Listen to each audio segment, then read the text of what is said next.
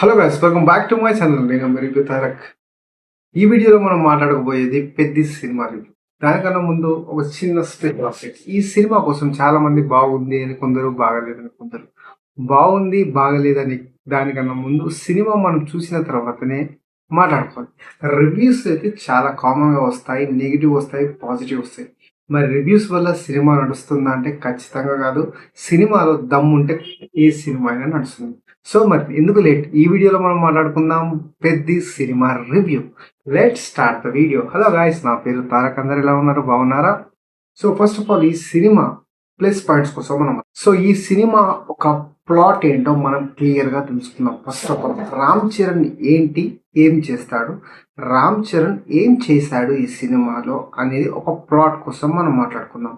ఈ story line ఏంటంటే, ఒక కొండ ప్రాంతం కింద ఉన్న ఒక ప్రజలు, ఆ ప్రజలకి కనీస వసతులు ఉండవు అన్నమాట.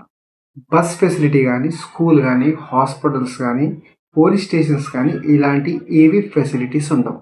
అంటే వాళ్ళు ఉండేది ఒక విశాఖపట్నం ఊరిలోనైనా కానీ ఆ విశాఖపట్నంలో ఉన్న ఒక కొండ ప్రాంతానికి సరైన పేరు ఉండదు. సో ఆ ఊరి కోసం రామ్ చరణ్ ఏం చేశాడనేది ఈ సినిమా ఒక ప్లాట్ లైన్ అనమాట. It's very clear. మరి రామ్ చరణ్ గారి పర్ఫార్మెన్స్ ఎలా ఉంది, డైరెక్షన్ ఎలా ఉంది అంటే, ఫస్ట్ డైరెక్షన్ కన్నా ముందు రామ్ చరణ్ అన్న పర్ఫార్మెన్స్ కోసం మాట్లాడుకుందాం. ఈ సినిమా రామ్ చరణ్ అన్న కెరియర్లో ది బెస్ట్ సినిమాగా ఉంటుంది. ఎందుకంటే ఈ సినిమా మొత్తం రామ్ చరణ్ అన్న తన షోల్డర్స్ మీద మోసినట్టే ఉంటుంది. వన్ మ్యాన్ షో చేశాడు.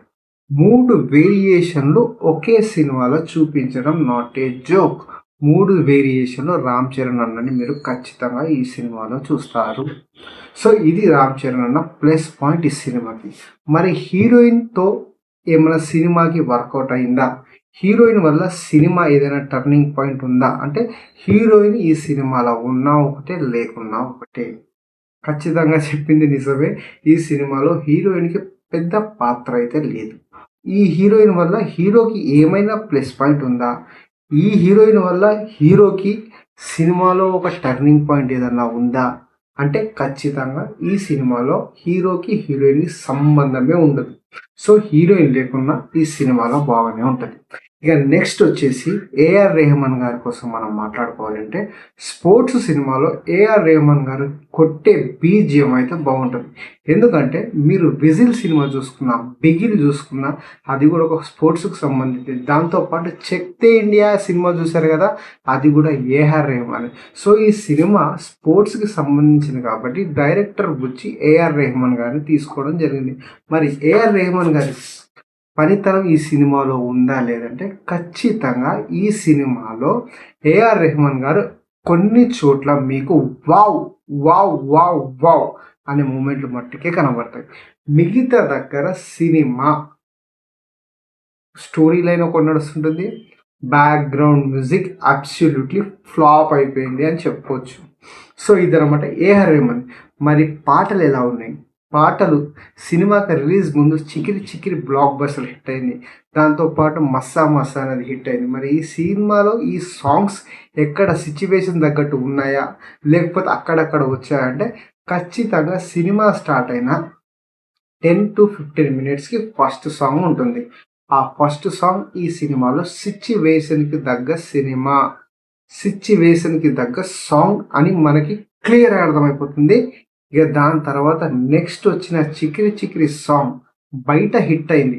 ఇన్స్టాగ్రామ్లో ఒక హుక్ మూమెంట్ చాలా మంది చేశారు. మరి నిజంగా అదే సాంగ్ని మనం సిల్వర్ స్క్రీన్లో చూసి ఎంజాయ్ చేసాము అంటే ఖచ్చితంగా లేదనే చెప్తాను.